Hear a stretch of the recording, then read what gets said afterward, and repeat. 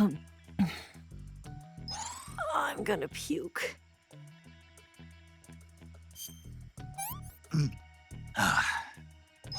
Hey, this works.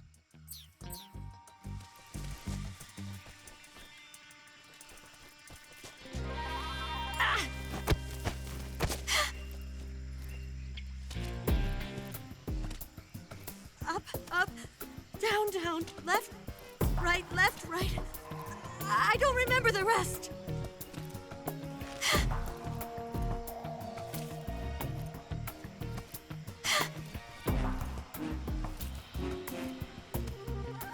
$35, $26, $34.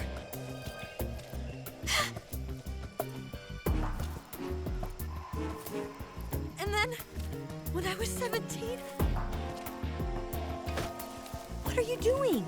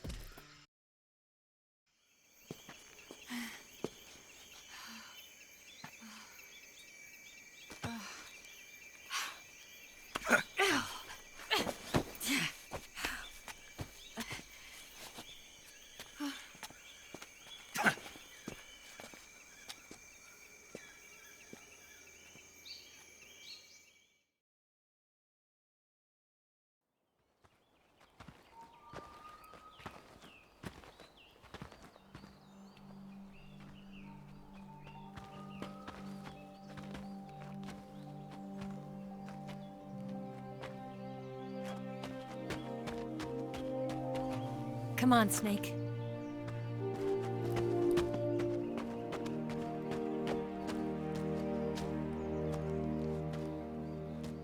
We made it. We made it. Over there.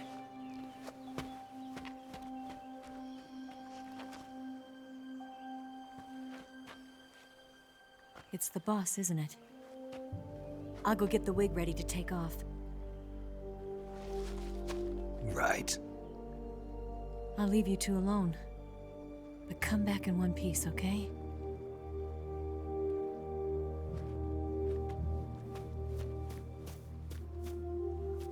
Promise me!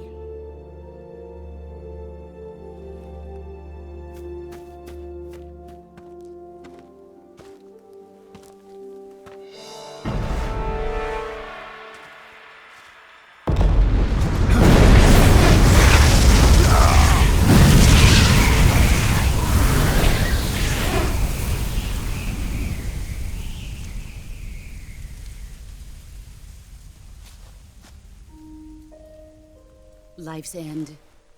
Isn't it beautiful? It's almost tragic. When life ends, it gives off a final lingering aroma. Light is but a farewell gift from the darkness to those on their way to die. I've been waiting, Snake, for a long time. Waiting for your birth, your growth, and the finality of today. Boss. Why are you doing this? Why? To make the world one again. The world used to be whole. But with the end of the Second World War, the philosophers began to fight amongst themselves, and the world was torn apart. The Cobras, my comrades who trained and fought alongside me, were torn apart as well. The foibles of politics and the march of time can turn friends into enemies just as easily as the wind changes. Ridiculous, isn't it?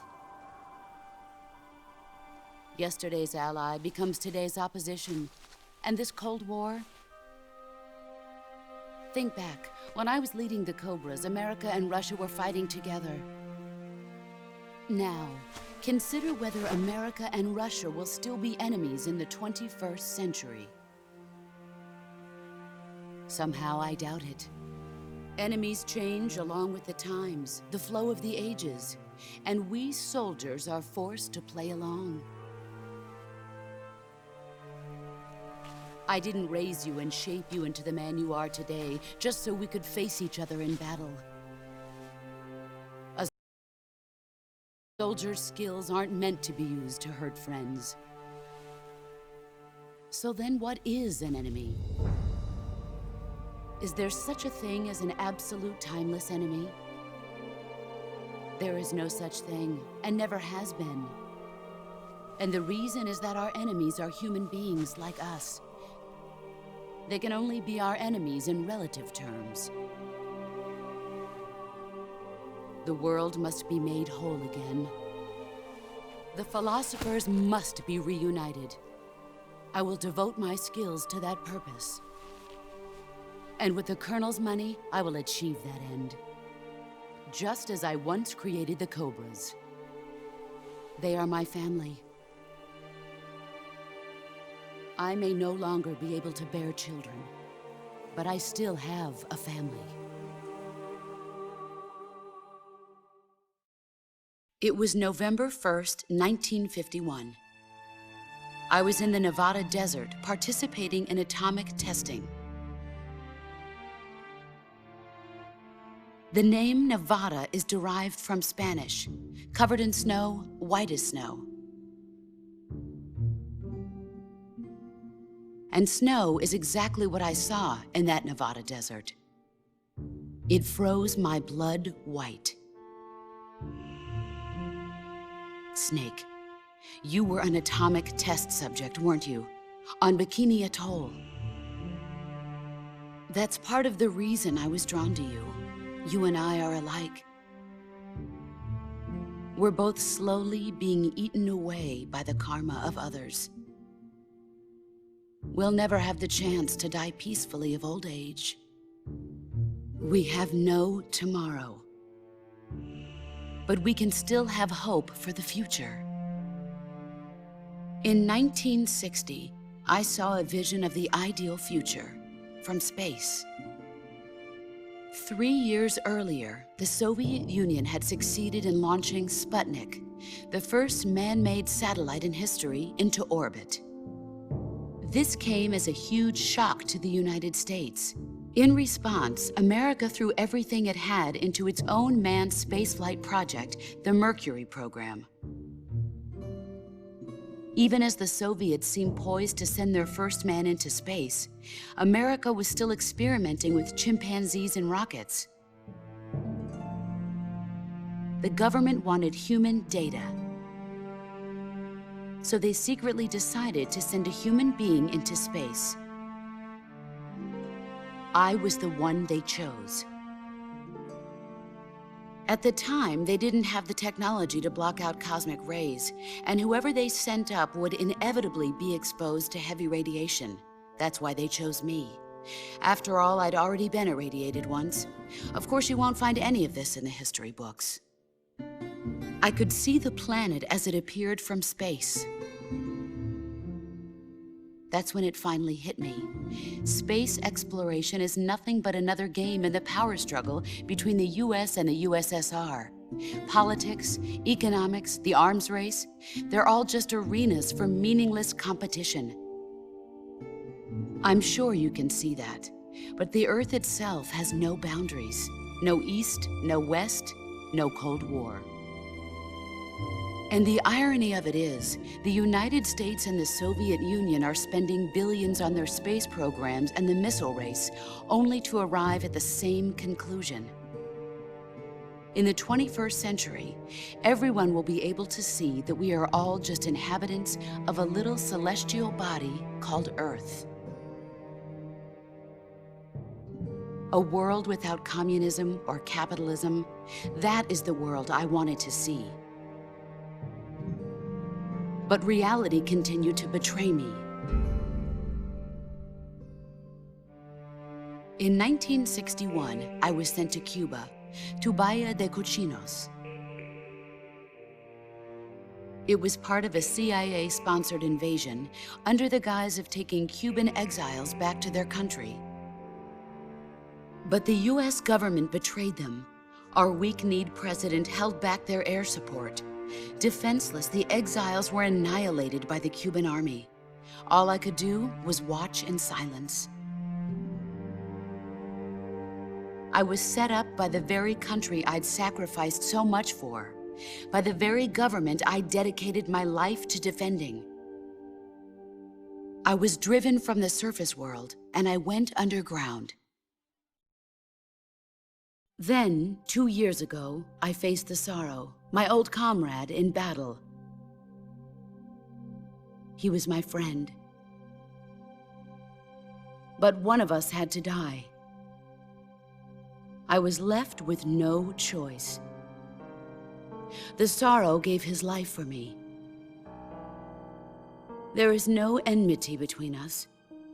One must live, and one must die. That was the mission. The ones who gave me that mission were the philosophers. Early in the 20th century, the true holders of power in the United States, the Republic of China, and the newly formed Soviet Union gathered together in a secret meeting that would later be known as the Wise Men's Committee. The secret pact they formed there marked the beginning of the philosophers. But the last of the original members died in the 1930s. After that, the organization began to run out of control, and the Wise Men's Committee degenerated into a mere shell of its former self. The philosophers of today have no sense of good or evil. Their influence extends to countries and organizations involved in every aspect of every war. They have become war itself. That's how they operate. The sacrifices of war cause a shift in the times. This shift leads to renewed conflict, and in turn triggers the next war. Like a nuclear chain reaction, each conflict sparks countless others, forming an endless spiral that will continue on for eternity. Do you understand what I'm saying, Snake? By consuming me and you, the philosophers intend to keep that cycle going forever. It was my father who explained all of this to me. He was one of them. You see, I am the last remaining child of the philosophers. But after he revealed the truth, my father was killed by that same shapeless, formless organization. And my father isn't the only thing the philosophers have taken from me. In June of 1944, the Cobras and I took part in the landing at Normandy. We'd been given a top-secret mission to locate and destroy enemy V-2 rocket installations. I was pregnant at the time. The sorrow was the father. I gave birth on the field of battle. A beautiful baby boy. But my child was snatched away from me by the philosophers.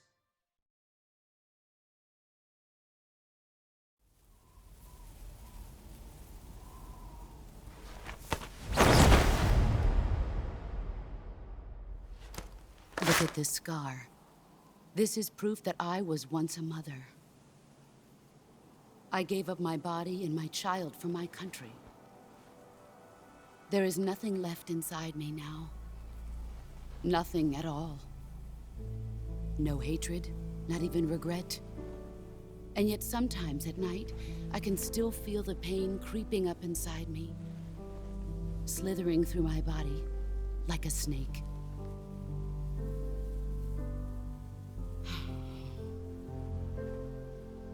I've never talked this much about myself before. Thanks. Thanks for listening to me.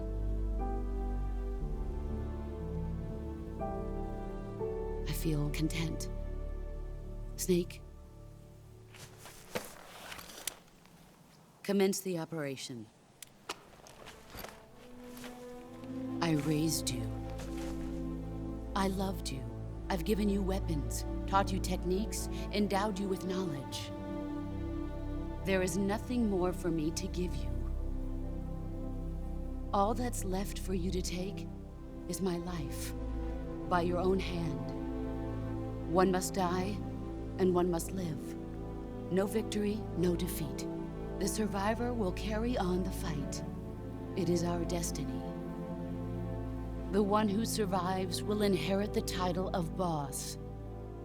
And the one who inherits the title of boss will face an existence of endless battle.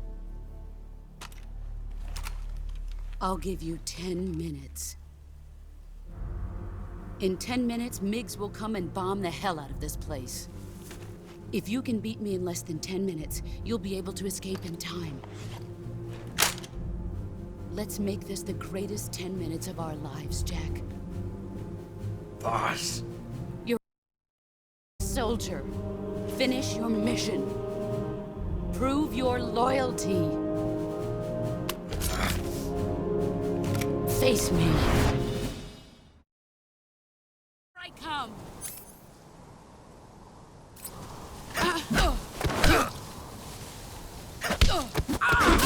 Excellent.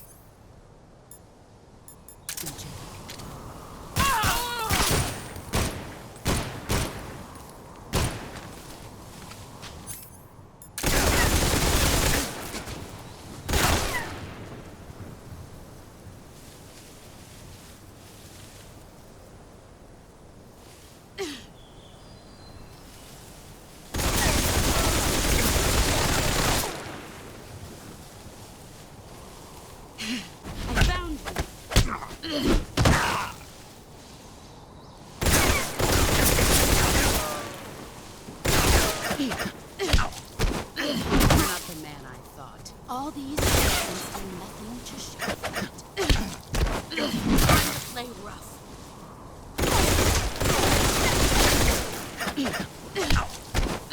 Time to play rough.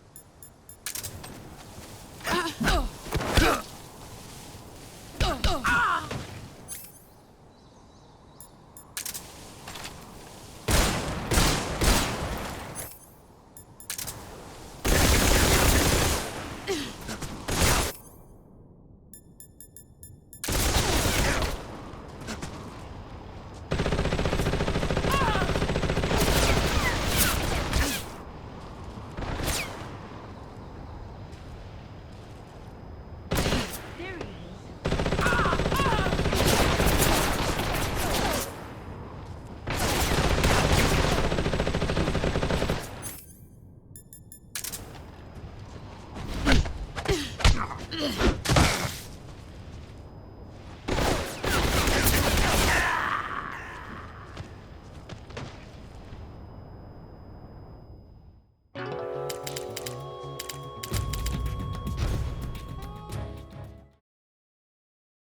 come.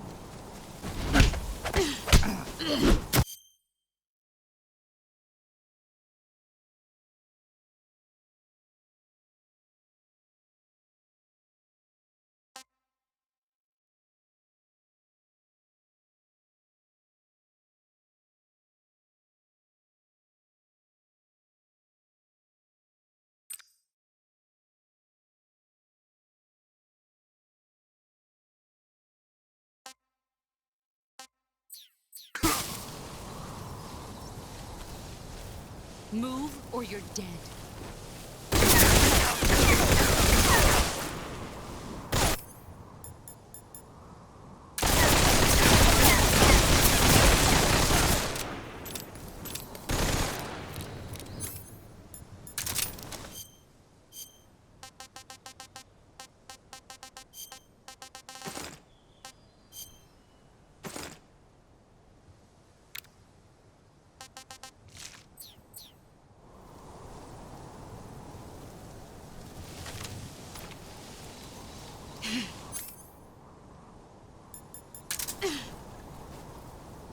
Where did you go? Found. Get ready!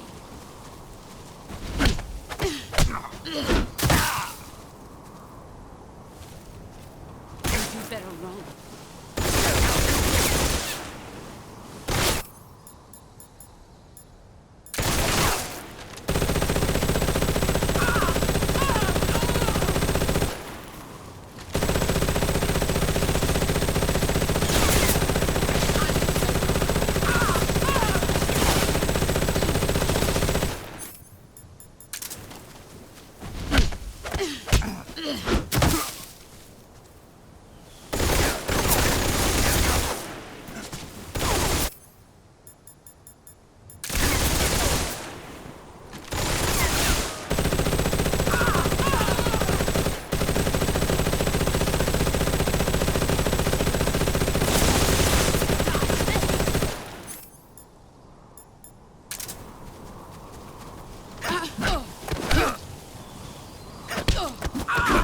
Excellent.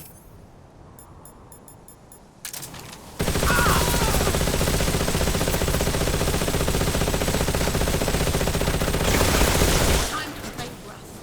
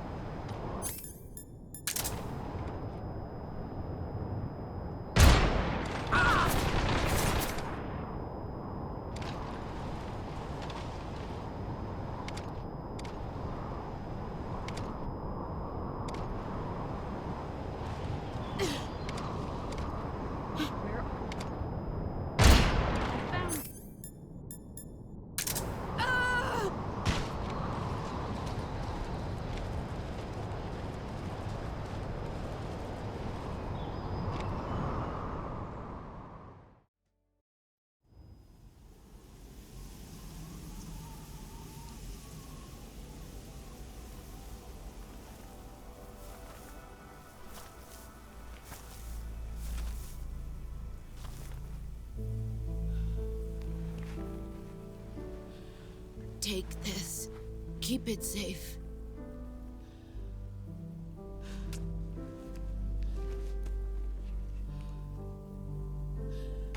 It's our only hope.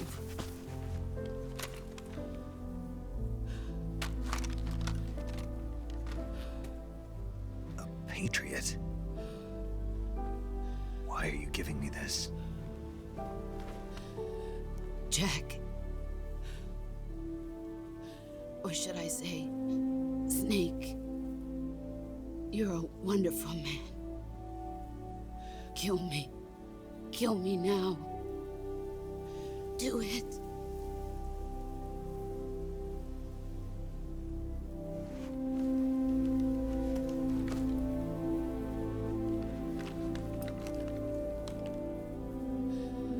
There's only room for one boss and one snake.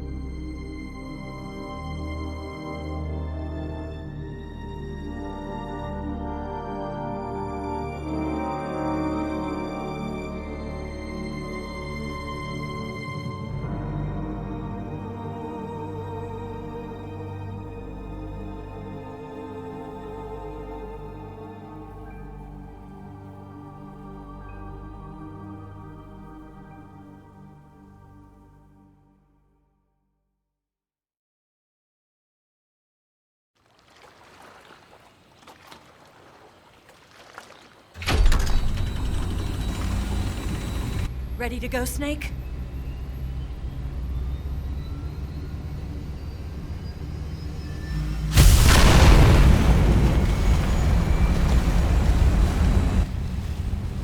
Are you okay? Snake? Yeah.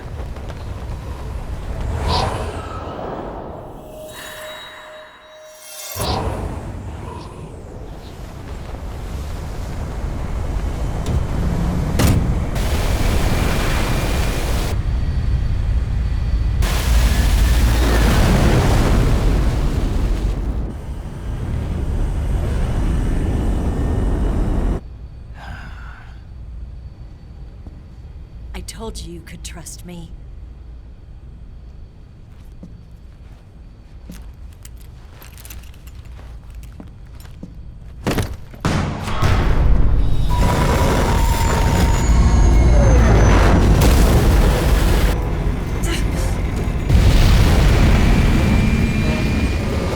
Snake! Ocelot! We're not done yet!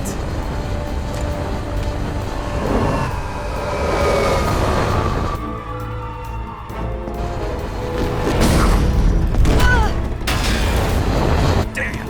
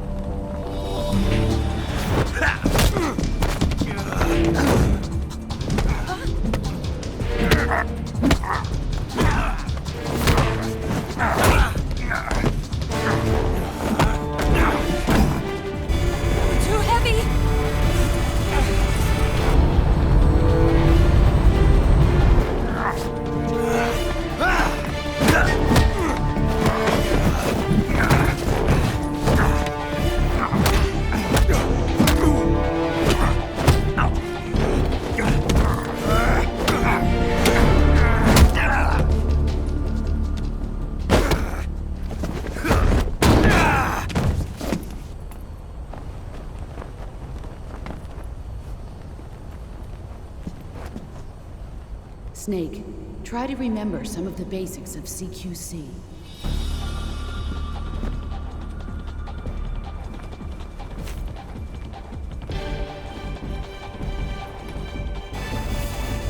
Not good!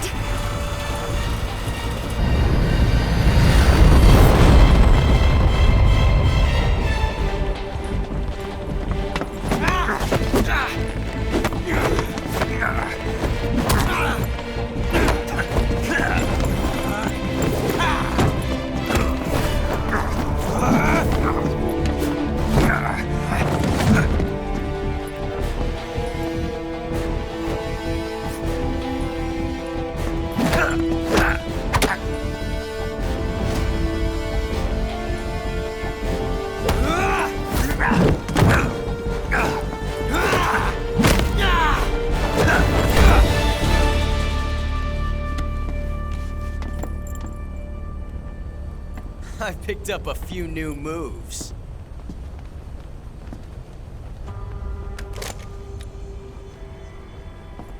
Huh. It doesn't feel right to shoot an unarmed man. But I'll get over it. Eva!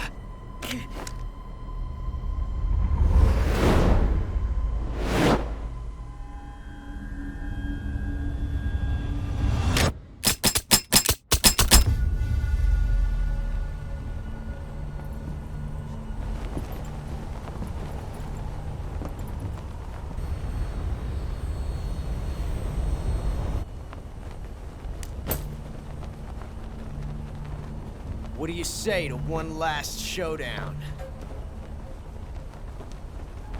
Yeah, all right.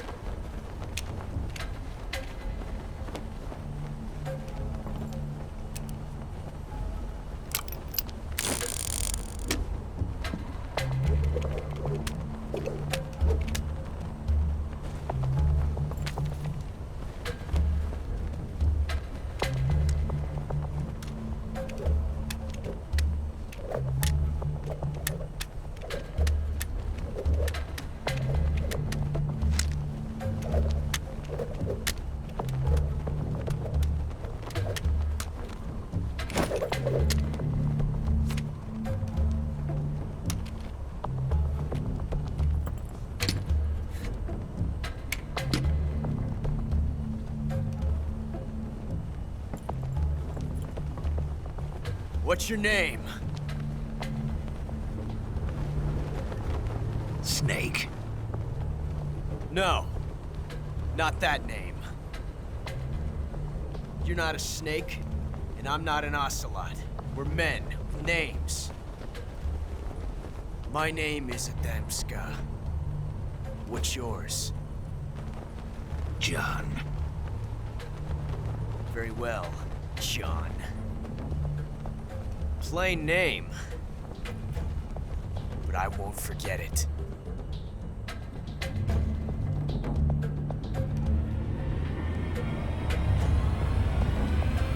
Come on!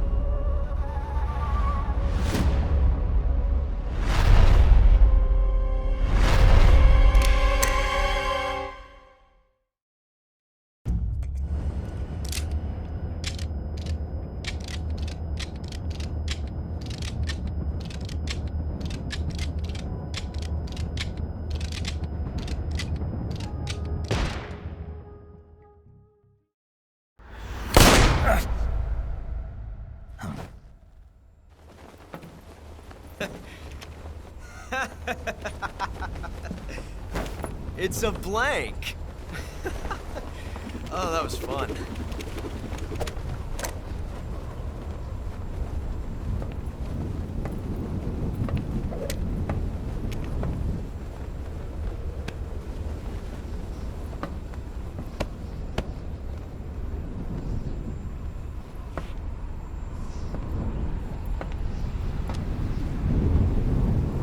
Until we meet again, John.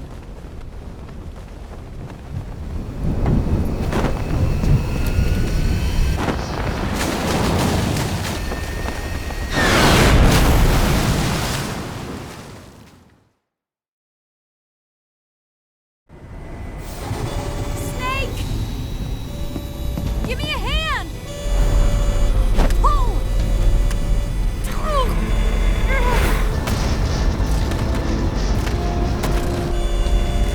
Come on, pull up!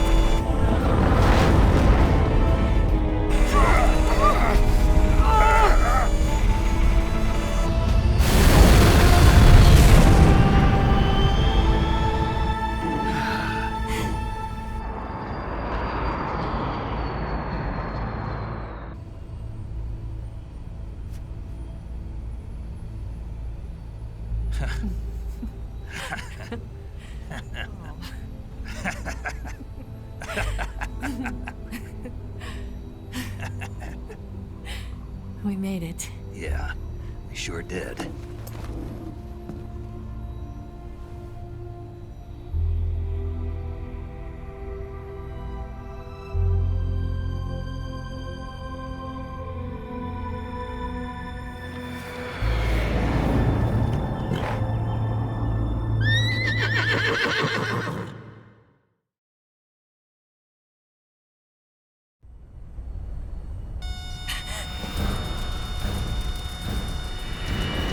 Oh no, Miggs!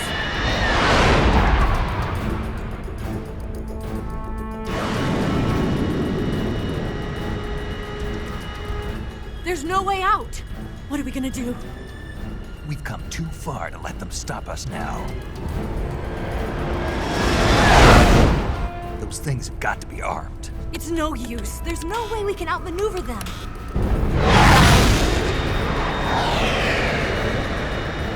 They're gonna shoot us down. We were so close. Weapon systems on. Locked on target. I got tone. You were great, Eva. Huh? Thanks.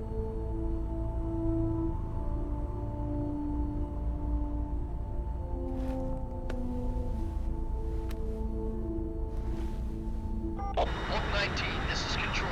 Stand by for a direct order from the chairman. Oak 19, return to base immediately. Do you read me? This is a direct order from Comrade Khrushchev. Return to base immediately. Oak 19, do you copy? Understood. Aborting mission. RTB. Look! The MiGs are turning back! Woo!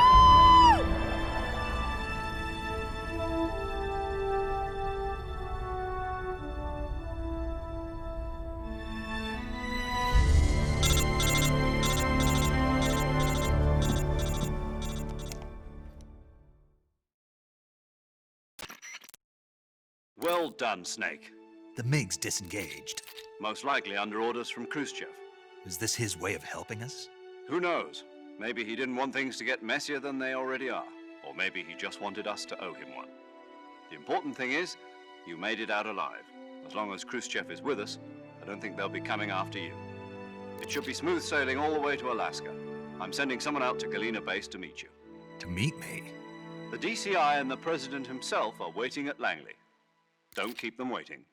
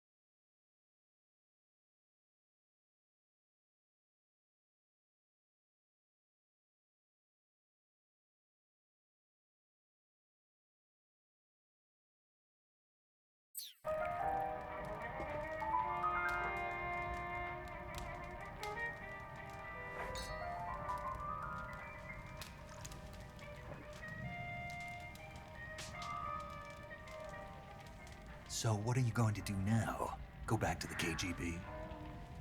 What do you want me to do? Did you ever think about coming back to America? I can't go back. I've left America behind me. But you saved this country. I didn't do it alone.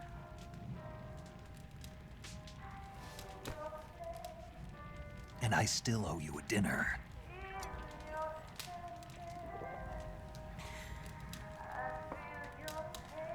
Is that part of your mission too? Or is it an order? Or is it an invitation?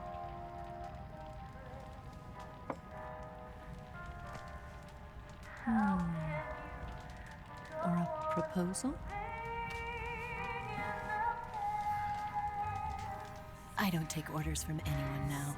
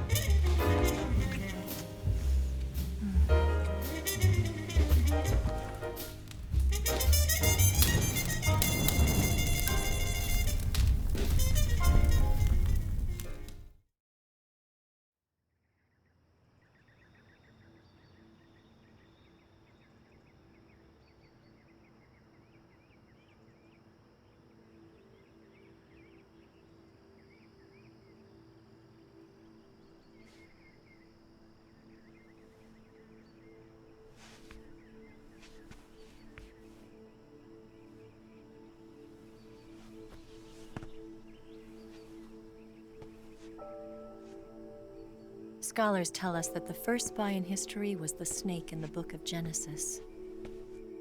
In that story, it was Eve who was tempted by the snake in the Garden of Eden. But this time around, it was I who tempted the snake and got away with the forbidden fruit of knowledge. Forgive me, snake.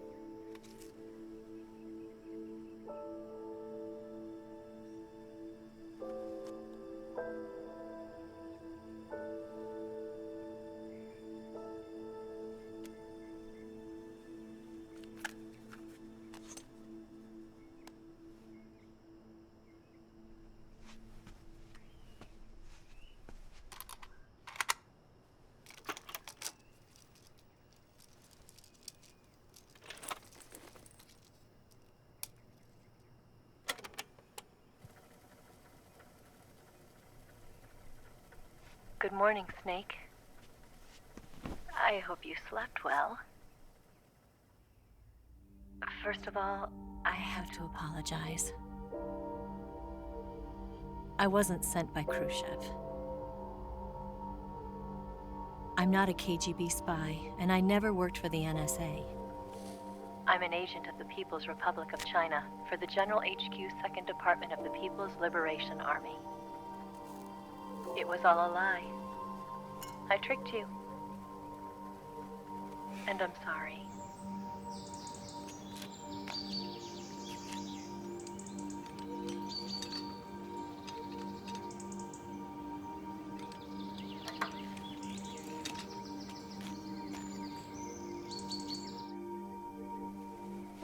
The philosophers still exist in China, too. You see, my mission was to find out where Volgan was hiding the philosopher's legacy and steal it. So I infiltrated his base as a KGB spy.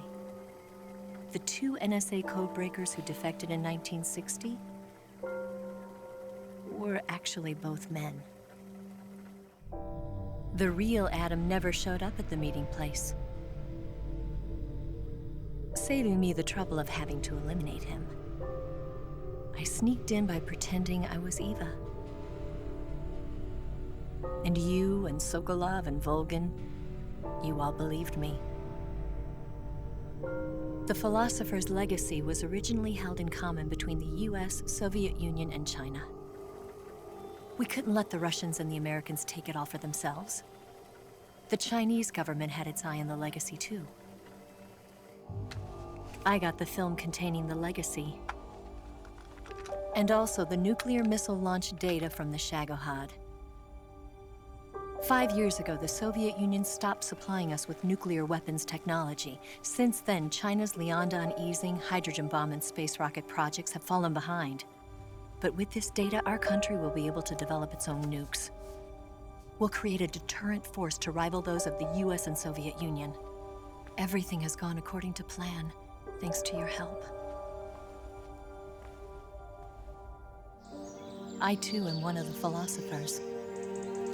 I'm an agent of the philosophers, a graduate of one of their charm schools. I was raised in a joint US-Soviet-Chinese facility to become a sleeper agent. This was before the war. Back then, they were collecting children from all over the world. As a result, I'm indistinguishable from a native-born American. So it didn't surprise me when you and Volgin couldn't tell the difference. But she knew right from the beginning. She knew because before the war, she was at one of the philosopher's schools too, as an instructor. The boss was the only one I couldn't fool. She was the only one who knew I was a fake. She told me everything. Why did she open her heart to me like that? At the time, I couldn't understand it. But now, I think I do. Snake. She wanted you to know the truth. She chose me to tell you. That's why she saved my life. I've lied to you so many times, but not this time. My orders from the government were to obtain the legacy and to eliminate everyone who knew the truth about what happened. In other words, I'm supposed to kill you.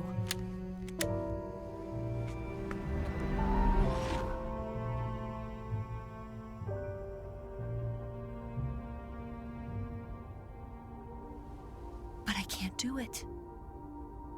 Not because we loved each other. And not because you saved my life. But because I made a promise to the boss. And I intend to keep it. I just wanted you to know. And you have to live.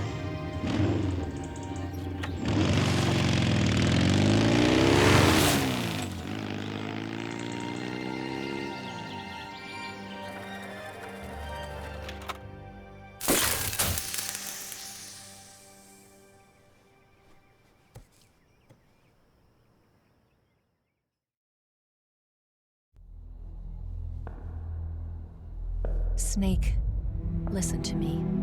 She didn't betray the United States. No, far from it. She was a hero who died for her country. She carried out her mission knowing full well what was going to happen. Self-sacrifice. Because that was her duty.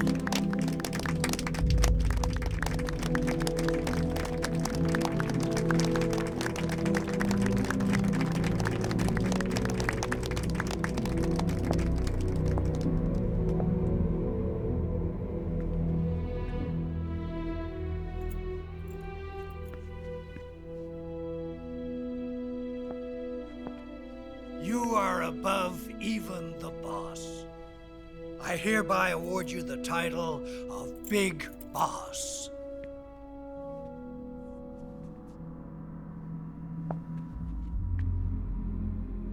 You are a true patriot.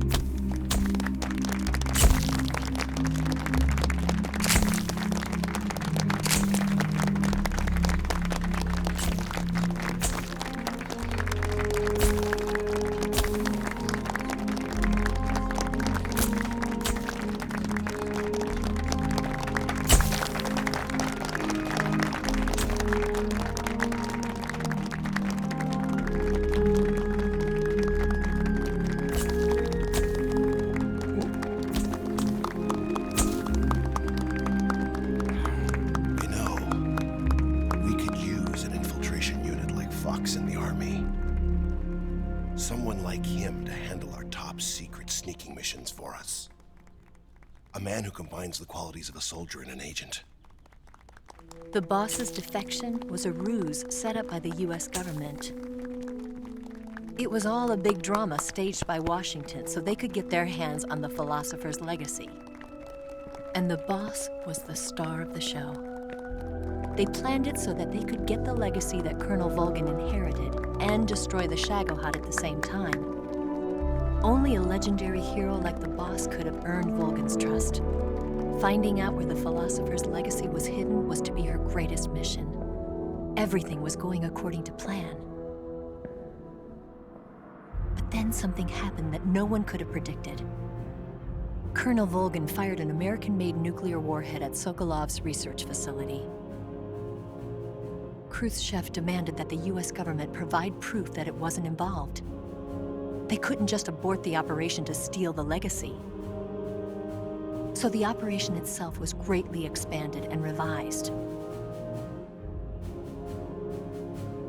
The authorities in Washington knew that in order to prove its innocence, they'd have to get rid of the boss, and that one of their own would have to do the job.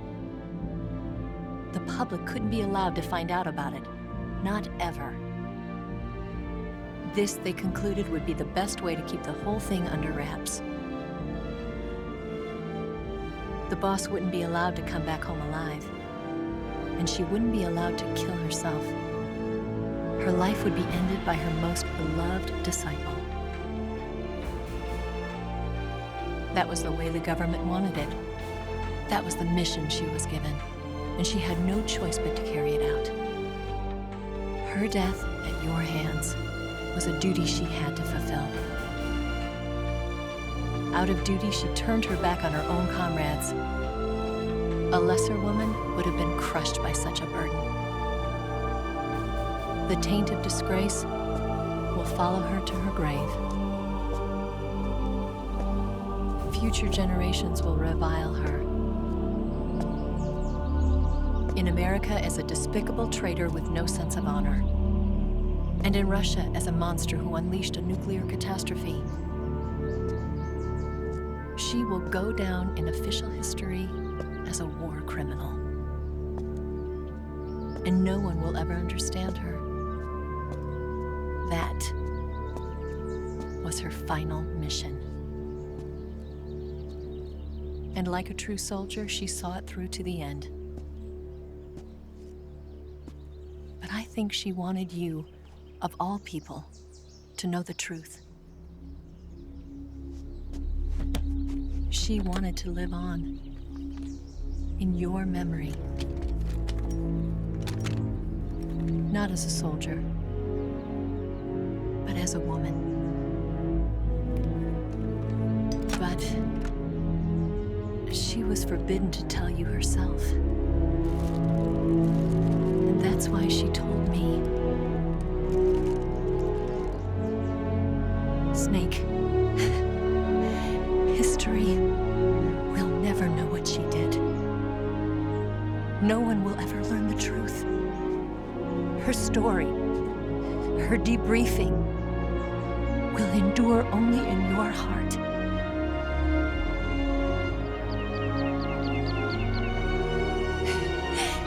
Everything she did for her country. She sacrificed her life and her honor for her native land. She was a real hero. She was a true patriot.